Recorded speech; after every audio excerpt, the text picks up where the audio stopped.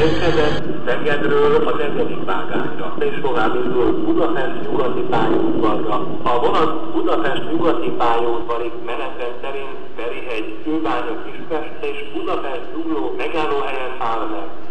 A vonat elején közlekedő kocsikban az Intercity pótjegyváltása kötelező, és a dohányzás tilos. A vonat végén közlekedő kocsik Intercity pót és feljegy nélkül igénybe vehetők. A vonat Ferihegy megállóhelytől egyesített budapesti bérlettel is igénybe vehető. A vágány mellett kérjük, vigyázzanak!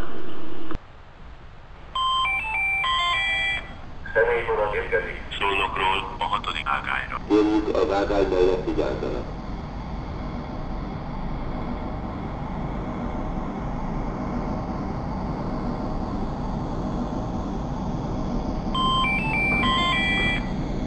Személyvonat érkezett Szolnokról a 6. vágányra. Az érkezett vonat 22 óra 48 perckor 3 perc múlva tovább közlekedik Kőbánya, Kispest, Budapest